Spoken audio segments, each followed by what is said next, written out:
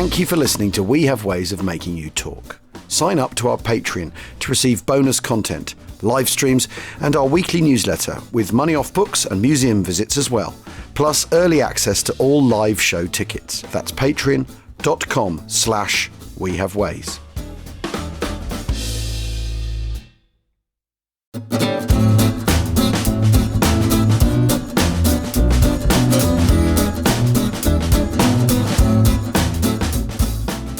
Achtung, welcome to World War II. We have ways of making you talk Normandy. With me, Al Murray, and James Holland in Normandy. And we're not saying Normandy anymore. Now we're saying Normandy. Normandy. Goddamn Normandy. Okay. We're near St. Low. We're outside St. Low. I don't know what we're doing here, Jim, outside St. Low. I can see the sea over there. That way, I can see the sea back down on the coast where the beaches were. But now we're up a hill. Hot dang! Which hill is this, Jim? Hot dang! Is it Hill 192? It's Hill 192. Right, so today we're here to tell you the story of Hill 192. Stop those voices. Ridiculous voices. All we're going to do is offend people, not make them laugh. But, you know... I mean, it makes you laugh, makes me laugh. Exactly. Well, maybe that was always the point of this podcast. Maybe. Anyway. We're up Hill 192. Well, we're not quite there yet. Okay, well, Kraut Corner. No, we're not even at Kraut Corner yet. Not even at Kraut Corner. No. We're on a holloway, on an ancient lane, a bocage. We're surrounded by bocage country. We're on the ridge line, which, you know, you look through that track there, down that track, you can see all the way to the coast, kind of 20 miles away. Yeah. I mean, you literally can see all the way down. And interestingly, when you are there, and we're basically looking at, beyond that, where we're looking at the moment is Omaha Beach. Yeah. When you're on Omaha Beach and you're looking back at this, you absolutely can see this ridge line. You go, oh, okay. So this is the obvious place where the Germans are going to make a stand. Right. Once they've lost the crust, once that coastal area is gone, once there is a connected bridgehead, this is the next obvious defensive line. And by that same token, this is the obvious next place for the Americans to take because it's high ground, it's very commanding high ground. Interestingly, compared to Hill 112, which we looked at, which sort of creeps up on you because you gradually end up there. This is a proper sticks-up piece of terrain, right? Yes, and when you're looking back towards the coast, as we're doing at the moment, all you can see is field after field after wood after wood after wood. You know, where Epsom is big open ground in the kind of, you know, eastern half of the front line. Wonderful tank country. Wonderful tank country. Yes, exactly. Yeah. This is very close. It's lots of fields. This is pure bocage. Yeah. And actually, we're standing by a bit of bocage which has been severed, been cut off to make an entrance into a field, and you can see there it is. It's man-made. It's, as you say, it's got centuries of mulch. It's got roots, stones, all the rest of it. You know, and that's the key thing about a bocage hedgerow is you have the mound first, on the top of which is the hedge, trees, whatever. Yeah, and so that's impossible for a tank to get through unless you've got something specifically on the front of it to help you get through it. Which we'll get to. But this is looking down this lane with your car parked right at the end of it, and this is a dirt track with a grass strip up the middle, so much more like what the roads in Normandy would have been like.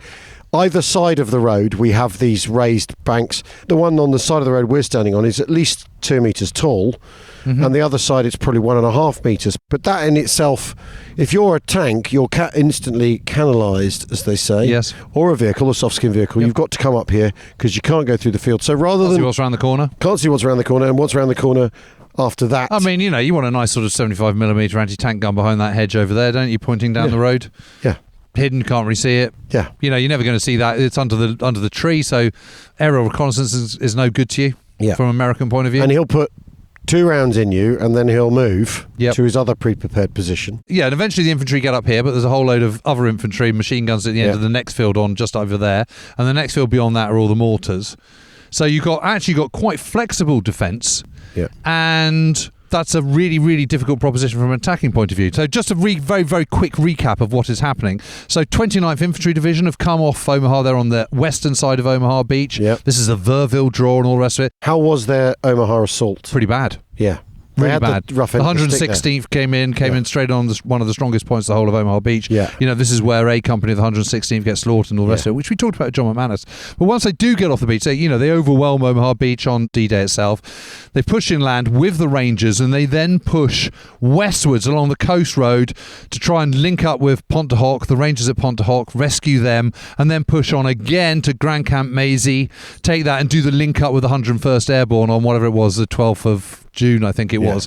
Meanwhile, other troops are arriving. So the 31st Infantry Division's arriving, the 2nd Infantry Division, the Warriors as they're known, are also pushing in. So the 29th and the 31st and the 2nd Infantry Division, they're all pushing inland, and they're coming basically due south, coming towards us here. And they get here, on the 11th of June, 10th of June, they're here.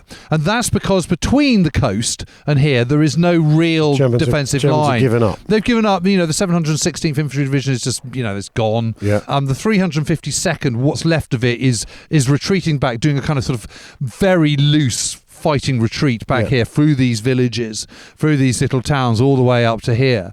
We're waiting up here, coming in on the kind of, the 11th of June, is the 3rd Fallschirmjäger Regiment. Division, rather. Yeah. And the 1st Fallschirmjäger Division is a new Fallschirmjäger Division. There's a whole load of them that have been created. There's a 4th that's created in the autumn of 1944, which is in Italy. There's the 3rd being created here. And I remember talking to a chap called Johannes Burner, who was a Fallschirmjäger. He was 17 at the time when he joined up. I remember him. 6 weeks training, nothing. So he's called up at 17. Yeah. After 3 months of doing his Arbeitsdienst, the work thing. Then joins the Luftwaffe as ground crew on ME-109s. But in January 1944, he thought, we don't need you doing that anymore. You need to go and become a Fallschirmjäger. So he goes, all right, joins the Fallschirmjäger, sent to Berlin, 3 weeks training. What? 3 weeks training as a Fallschirmjäger. 6 parachute jumps. All right, he does the jumps. Gets his jumps in. And then he's sent to Finisterre in Brittany. Oh. That's it. That's his training. Really? And then he trains on the job. So he joins the 3rd Fallschirmjäger Division. That's only been formed in October 1943. Whoa. You train a guy as an aircraft mechanic. Yeah. Highly skilled role, that. Yeah. Absolutely essential to defence of the Reich. Yep. And so what do you do with him? You turn him into cannon fodder. Yeah, so you send him off there. He goes to Brittany, joins the 3rd Fallschirmjäger Division, which has only been moved to Brest in February 1944. Right. So Burner is absolutely training on the job. And I remember saying to him, so, do you do any all-arms training, anything with artillery, anything with tanks? No, none of that. Well, I suppose he's a paratrooper. He's expecting to... He said mainly route marches, MG, machine gun stuff, mine laying, route marches. So they got him iron fit. Yep. And they taught him how to do the... how to strip automatic weapons. Right. He's very good on all that. Right. But each company has 20 MG42s. Yes. And 43 MP40s. Yes. Each grouper, squad, section, 10 men, has 2 MG42s and 5 MP40s. Yeah. So they're short of artillery, but they've got absolutely a stack of mortars and a stack of automatic weapons. Well, they sound pretty tasty in that sense, because mortars are the infantryman's friend in a way. If you're the infantryman using them. So he's in Brest. Yeah. And on the 6th of June, he's told, right, you're moving. Yeah. So they walk here. From Brest? Yeah. Right, okay. They get here on the 12th of June. They've walked basically 200 kilometres. Right, okay. In 6 days or something. Well, I suppose they're iron fit, these lads. It's a what's 120 miles? 120 miles in 6 days. That's a shocking business, isn't it? I know which army I'd rather be in. Oh, I mean, I always come back to that thought. Which one would you rather be in? But the one where you've had no training and they're making you walk everywhere. So they're here and they're dug in on Hill 192 and all along this ridge, all down to sort of Saint-Georges-d'El that we came through earlier on. But the 2nd Infantry Division is the one that's coming up against them. Yeah. This is the Warriors, and they've landed on D+1. That's amazing, isn't it?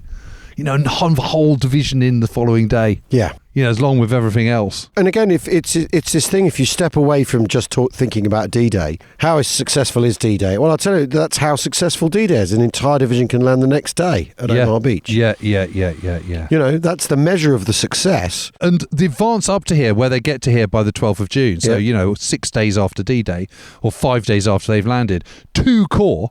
So 5th Corps, who were there on D-Day, that's the 2nd Division and 1st Infantry Division. That's Leonard Giraud, whatever you want to pronounce it. There's 19 Corps commanded by General Charles Corlett. Right. Ever heard of him? No, I haven't heard of Charles Corlett. Isn't it amazing? I mean, no one's ever heard of him, but he's a corps commander. 35th Infantry Division, 31st Division, 29th Infantry Division. Those three. So 25th Infantry Division has been moved out of 5th Corps into 19 Corps. And 2nd Division has joined 1st Division. So 1st Division on the left-hand flank, they're going towards Comont, which we just passed through earlier on and stopped for fuel, and the 2nd Division. And what they've also done, they're expecting to be in Saint-Lô in a matter of 2 or 3 days. Yes, the idea is they're going to be in Saint-Lô. So the bombers have come over and flattened it. Yeah. On the 6th and 7th of June, 800 civilians killed.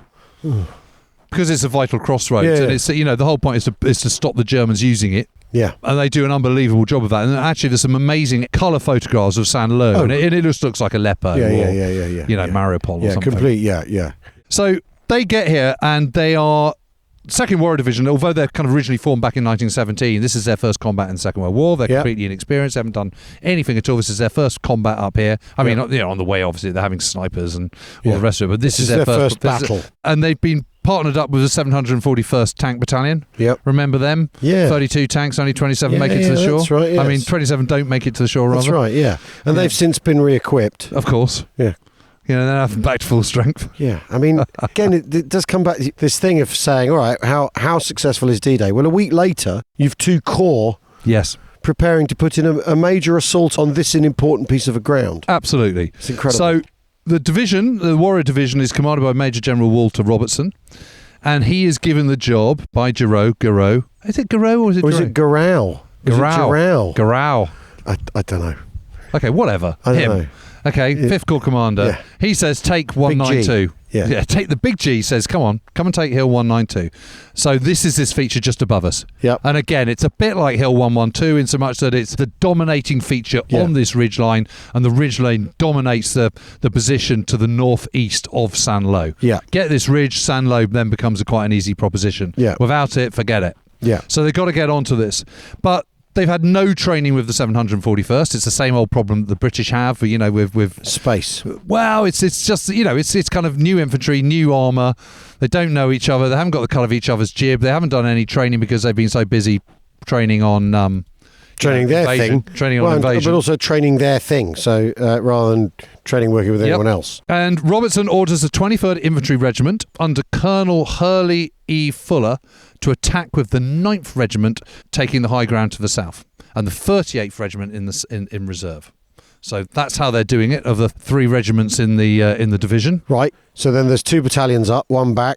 Yep. 2 companies up, 2 back. Yep. 23rd Infantry up front, 9th Regiment to the south on their flank, 38th in reserve. Right. And the 1st and 2nd battalions are to lead the attack. So absolutely spot on. 2 battalions. And then front. you come down to 2 companies up front. Yep. 2 rifle sections, squads up front. Yep. 1st Battalion on the west side. Yeah. 2nd Battalion on the east side. 3rd Battalion in the reserve. Yeah. It's always the way. It's always the way. So the attack of the 29th and the 31st Infantry Divisions, that begins a day earlier on the. And are they attacking at the 11th of June? First light, the way the British do? Is it? Yes. Yeah. But that's they're further to the west. Right. They're on the western flank, 19 Corps. Yeah. So they're due north of. But I mean, in general, is that the American way of doing things as well? That you stand to at first light, and an attack goes in at first light. Yeah. Guns open up, and all that. Because I'm just interested in that. If you're an infantryman, do you leave your heavy kit in the lager and you go down to your rifle and your water and maybe some chewing gum because you want to be able to run about quickly? And not be laden down with gear. So there's all that moment of anticipation and preparation, and last cup of hot coffee, and you're fighting your way up through these fields. And the truth of the matter is they're being hustled into this. It's a classic thing that they're not ready. Yep. They're inexperienced. They've only just got here. They haven't done proper reconnaissance. They've done no reconnaissance whatsoever. Oh. The guns haven't turned out. All the mortars and heavy weapons, they haven't arrived yet. Oh. This is only D+6, isn't it? Yeah. And 23rd Regiments with the 1st and 2nd Battalions on Hill 192 begins at 0540 on the 12th of June. Right. So literally the 3rd Falschirmjäger have just got there. They literally arrived overnight. So they're just settling in behind the hedge. Bloody suddenly the Americans are there, which is why they've been walking at kind of, furious pace all the way from Brittany. Yeah. Get there quickly, get the ground before the Americans get there. And they just pip them to it. Wow. Otherwise it would have been straight over. Right. So I'm imagining the way you're setting this up, Jim, is that the American attack is perhaps half-baked without... it very, very quickly peters out. Yeah. They're pinned down by accurate mortar, MG and sniper fire. I mean, look at that hedgerow. That's where they all are. They're behind there. The snipers in the trees. Yeah. Mortars the next field beyond. Americans don't know what's hit them. They haven't fired back very much because they haven't got all arrived yet. Yeah. It's just infantry. The tanks don't know what they're doing because they can't see anything. They can't get through the bocage. Yeah. So they're a bit kind of surplus to requirements because they just can't bring their barrels to bear and all the rest of it. They've got no experience of working with the infantry either, so it's badly coordinated. Whereas these Fallschirmjäger, although I'm going to make an assumption here, but I'm going to assume that although your man's had 3 weeks training, what they've done is milked other Fallschirmjäger units of NCOs who know what they're doing. Yes, there's and officers who know what they're doing. Yeah, of course. So the reason the machine gun fire is well directed and the mortar fire is because you've got enough NCOs. Is because you've got the guys who know what they're doing are telling the blokes who don't know what they're doing they've been what stripped, to do. and they've been stripped out of the first Fallschirmjäger division. Yeah, exactly. So the first Fallschirmjäger has been milked. Yep. Is what the Indian Army used to call it, and they've built cadres around people who know what they're doing. So although your man's only had, like I say, he's only had his 3 weeks training, the people telling him what to do know what they're doing, whereas the Americans are straight up green. These are brand new formations. Yep. Without that liberal peppering of experience. Exactly that. What happens on that first day is they get precisely nowhere. They take a little bit of ground. They don't get to the summit, but they might have got here. I'm not quite sure how far they've got up, but they don't get to the summit. Yeah. What then happens is the Germans then counterattack because they always do at 1 a.m., which is unusual because they don't usually operate at night. Fight at night, the Germans. They don't like fighting at night, the Germans. Yeah. They counterattack at 1 a.m., push them all back, regain all the ground that the Americans have already taken. And so the result of that is that the 2nd Battalion of the 23rd Infantry Regiment has suffered 211 killed in action or wounded in action just in that one day and a night of battle. So a third of its strength, basically. Yeah, and it's... the Germans strength. have regained it. But also they're being reinforced as well because in the ensuing days the 8th Fallschirmjäger Division turns up, plus the remnants Where of have the they 300... walked from? Milan or somewhere? Yeah, probably something like that. But anyway, a long way. And the remnants of the 352nd. So it is now those 3 divisions holding this ridgeline here. And also... the Americans have announced their intentions for the ridgeline, so it's all pretty obvious what's going to happen next. But to be fair to Robertson, he's been pressured to get on with it, and he recognises that they need to kind of pause, take a deep breath, think again, and think about how they're going to do it. So he says, "Okay, we're going to counterattack again on the 16th of June." So that gives us kind of 3 days in which to kind of get ready, wait for everything to come up. Right. Well, so we will take a break, and when we resume in part 2 of Hill 192.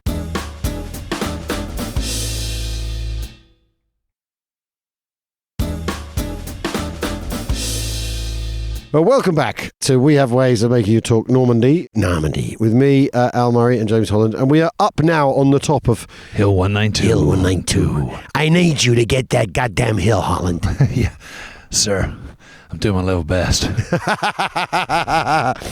Well, so they did their level best. They did their level best. Level best wasn't good enough. Good enough. I'm so they need to have another think.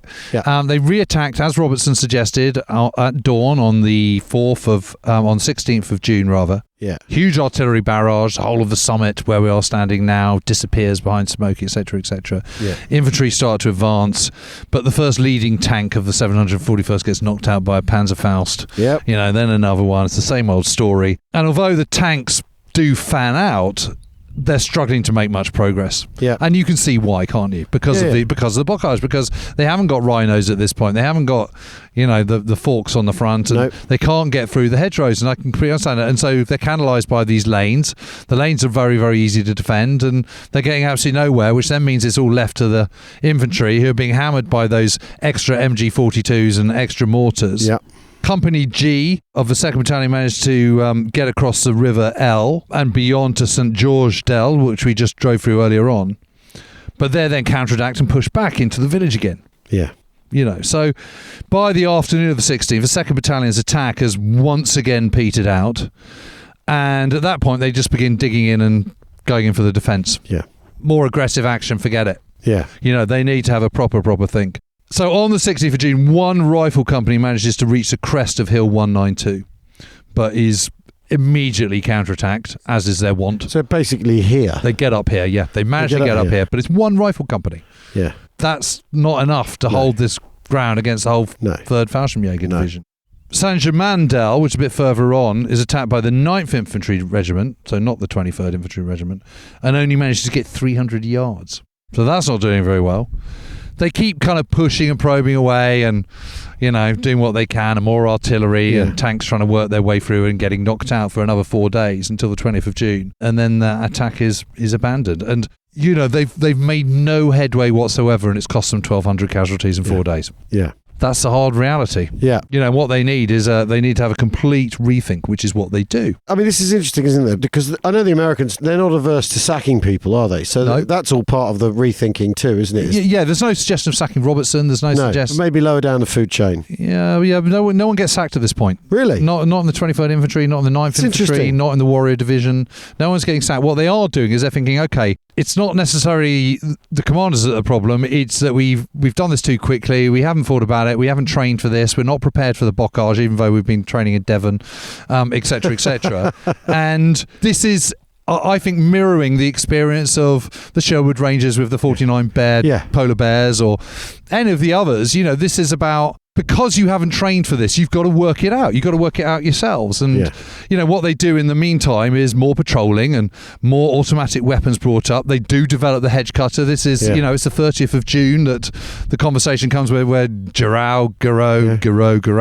The big G. The big G. G-Dog. The G-Dog turns up and says, come on, you need to think about it. And this is Sergeant Curtis Coolin and everything. And coming up with the hedge cutter. That happens at that point, post the second attack on Hill 192. But still within 3 weeks of D-Day. Yes, exactly. I mean, more engineers, more training with infantry and engineers, more artillery liaison officers brought in, better radio links and comms. And this is the thing about the Americans, is they learn so quickly. They learn so quickly. So for the next attack, it's the 29th Infantry are doing they're in the lead, and they're being supported by the 62nd Armoured Field Artillery, 2 battalions of the US 1st Infantry Division, and Combat Command of 2nd Armoured Division, which is basically half the division. It's a hell of a lot of armour. They are given lots of air support, but it's too low crowd. Launched on the 12th of July, and a total success. And by evening, they've advanced 1,500 yards. And, a matter of a couple of yards from the Bay-Sanlo Highway, which is this one here. Because one of the constraints the Americans are under, of course, is their Mulberry is, by this point, defunct. Yeah, but they're doing quite well on Omaha and Utah. I know, but it's really interesting, isn't it, that even though they're throwing that challenge, as well as the combat challenge, they've been throwing a massive operational challenge, and they're coping with it, they're dealing with it. American flexibility is something that I think... American flexibility is absolutely incredible, and the speed with which they're learning those lessons. Yeah. So they think, okay, first attack on the 12th of June. Completely not ready, doesn't work at all. So they learn the lessons that you need your mortars, you need your artillery in place. They've got that sussed by the 16th, but they still haven't got enough sussed. They haven't worked out how to use the tanks effectively, the armour effectively. They haven't worked out how to give the infantry proper fire support. And they haven't got enough observers to pinpoint targets, and that's one of the problems. They can't see, they haven't done enough aerial reconnaissance. And so they think, okay, well, we're getting there, but what we need to do to be able to break through is to conquer all those things. We need to work out how to get armour on spot with the infantry. We need to work out how we're going to be able to spot targets more effectively and quicker. We need more fire support generally, and we need better radio comms, and we need to get a way of getting the tanks through the hedgerows. All those problems are solved between the 20th of June and the 12th of July, which is actually, it's 2 weeks, isn't it? Or 3 weeks. 21 days. Let's call it 3 weeks, 3 weeks, but that is nothing. That is nothing.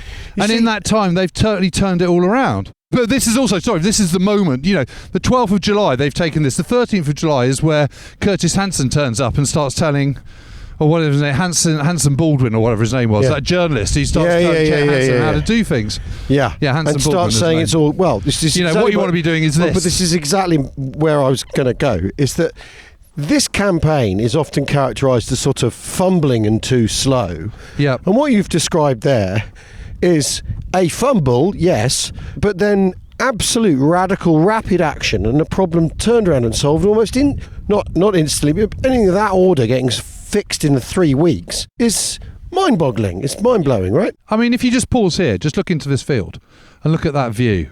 We're just walking down the track up to Hill 192. We're walking back down again, and look at that view. I mean, there it is. There's the Normandy coast. That's what they fought up through. This is what they're coming up through. And you can see how this ridgeline rises actually comparatively dramatically. It's what you would call a gentle slope, but it's still quite dramatic. It's quite steep. But it's just one field after another. It's one tree line after another. You know, that hasn't dramatically changed in the intervening years. There's parts of Normandy which are completely transformed. This is not one of them. Yeah. You know, this field system is basically the same as it was in 1944. And you've only got to look around and see all the problems that you've got from an attacking point of view. Yet they've solved them. It's not like the other end near Caen, which is lots of bricolage and super O's and ring roads and stuff. I mean, it's not completely untouched. I imagine that if you know where to look, you can find where the tanks cut through the hedgerows. Exactly. So we've moved down from Hill 192. Yeah. And we're now at a place called Kraut Corner. And we're stepping considerately across the crop line that's been drilled here by Monsieur le Fermier, parce que nous ne voulons pas être tirés par français hommes furious. Like sometimes I can speak French. I caught myself out there. Quelque chose. And all that, yeah. De Calvados, s'il vous plaît, which I imagine will be being said later. But yes, so we're walking down the field, and again, the slopes here are more dramatic than they are over in the kind of things, I think. Yes, aren't they? Absolutely. And what you've got is you've got the Americans here of the 38th Infantry. Yeah. And they're behind this line, and they're trying to get up this road. You know, 192 is literally just over front of us. There's the car. It's just a little bit further beyond up there. So this is all part of the ridge line. That they're trying to attack forward on.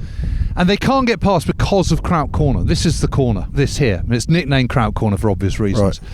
And so the Germans are in here, and every which way they look, every which way they go, the Germans can see them. They can see them coming from the south, they can see them coming from the east. Yeah. And they think, God, we just got to take this place out. Yeah. And it's this German-held field here has been doing for a lot of Americans. They're being sniped at, they're being machine gunned. Every time they put up their heads, boom, boom, boom, boom, boom, off they go again. So they think, right, they're going to take it out. And this is all part of the learning process. They can't get on the blower and call up a crocodile. So no, because they haven't got any. They haven't got any. They haven't got any. So on the night of the 6th of July, First Lieutenant Ralph Winstead and men of the 38th Infantry, they creep forward under cover of darkness. It's a dark night, there's no moon. And they've got US mortars and artillery are firing into the field, giving them a little bit of cover. Yeah. Okay, it's not exactly a creeping barrage because it's small. Maybe keeping the other guys' heads down. Keeping their heads down. And then what they do is they get within yards of this position here. They know there's a kind of sort of double whammy machine gun post here. They feed in a Bangalore torpedo. Oh, finally. An episode with a Bangalore torpedo in it. Yep. It's a pipe bomb, for those of you who don't know. Yep. Fire it up. Winstead runs forward, leaps up onto the hill, shoots 11 men. They've got the position. Amazing. Yeah. And that happens here. And last time I was here, I did find... Is he suitably rewarded for such a thing? No, but last time I was here, I did pick up some spent cases. Did you? Yeah, some spent bullets. Wow. Just in here in the ground. It was really easy to find. I mean, I'm not, now we're all looking down at the grass. But again, it just shows how they've kind of worked things out, and they're working things out, and how also you still need those individual moments of inspiration. I was just going to say that you can have your systems worked out, but you still got people to show immense bravery and leadership as well to force a position like this. Yeah, absolutely. But I think it's incredibly atmospheric here because you can picture the Germans the other side of this, can't you? Yeah. And what you've got is you've got a wall that's been built for you if you're defending this. Yeah. You know, because again, this is pure bocage. It's got the raised mount. It's got the trees and the hedgerows going out of it. I mean, this is just an absolutely, completely fantastic position to defend from. You know, just climbing up onto the wall and also now. You're several feet high. This earth here also is going to withstand being shelled. Yes. Isn't it? It's going to take the shock of being shelled on a par with concrete, actually, because it's dense and it's damp and all those things. It'll take the shocks, won't it? Yeah. But I think this is a terrific place to visit. I think it's so interesting. It contrasts so heavily from the British experience of Epsom and Hill 112. It's throwing up completely different problems from an attacking point of view. Yeah. And it's offering completely different options from a defensive point of view. Yeah. But the thing I will say, though, is if you're defending in Normandy, you've got a whole lot going for you, right? Yeah, well, the only difference about this is, if you're attacking, you can't see the enemy up ahead, but also the enemy can't see you coming either. So you're on alert all the time. You don't know when they are. You don't know where the main thrust is going to be. So you've got to cover an awful lot of space. But if you're defending in depth and well, yes, except that when you've ranged your mortars and it's not a grid but it's like a grid. Yes. All I'm saying is that, where I'm going to end up with this is, how do the Germans lose Normandy within because they don't have enough of anything. They don't have enough. They don't have enough of anything. So just as we say that the Allies are running 9 months behind, the Germans are what, 3 years behind? Well, yeah. In terms of the stuff they need. They just don't have enough of anything. They don't have the firepower, and ultimately, that weight of fire plus the kind of learning the lessons on the job, and certainly in the case of the Americans, the American ability to learn those lessons and absorb them very quickly, because there's no baggage with the Americans. There's no regimental system in the same way there is with the British Army, for example, or even frankly the Canadians. They can. There's not those class barriers that there are. I mean, I know those have been chipped away at by 1944 in the British Army. Yeah. But, things like the hedge cutter. Well, I was just going to say, the hedge cutter is a sergeant making a suggestion to a general, in effect. Yeah. And the suggestion not only being taken seriously, but being rolled out throughout. I mean, that sounds quite what would get called level. Yes. Now, in a way that maybe in the British Army, that would be a more difficult proposition, right? Yes. Yeah. I would say so. Well, now that we have secured Hill 192, I think we can... And taken Kraut Corner. And taken Kraut Corner and taken Hill 112. I think we can say that we've secured Normandy... And crossed the Noireau. And crossed the Noireau. We've secured Normandy for everyone else, therefore, to proceed with operations. So thanks, everyone, for listening to this series. Epic series. I've had so much fun doing this. It's been brilliant. You've done an amazing job, Jim, bringing it all together and being a bottomless pit of fascinating information. There's so much to think about that just having read about this a lot, having read a lot of the classic books as well, even as far back as the sort of, the Carlo d'Este, but also John Keegan's Six Armies in Normandy is very interesting. All those years ago. Longest Day, of course. Yeah, The Longest Day. To have come at it like this in such detail, and to, I think, come away thinking there's lots I'm going to have to talk to you about later and say, but thanks everyone for your support and your enthusiasm in listening to this series. That has been incredibly heartening, because I think this is the biggest. We've done other series before, but this is the biggest we've done, and you've grabbed it really with both hands. It's been very, very flattering. It's been really good to do kind of a proper deep dive, hasn't it? Yeah. Really has. So, as the summer unfolds, there will be, of course, stuff from the festival to come. There's July plot, which is exciting. We're going to do something slightly different on that, aren't we? Saipan and Guam. There's some Arnhem to come, because we're going to need to talk about Arnhem Market Garden. The Bulge, I think we're going to try and fit in Goalhanger and Info, which is another cracker. What's the admin box, my friend Mick said to me the other day at the Tate Museum, and I said, oh no, not now. Now. Later. We haven't got time for that now. Later. So, of course, join us on the Patreon if you fancy, and give us your feedback. Let us know what you thought of the series. If you've got any questions or maybe any issues raised by this programme. That's what they say in proper broadcasting. If you've had any issues raised by this Overlord DD series.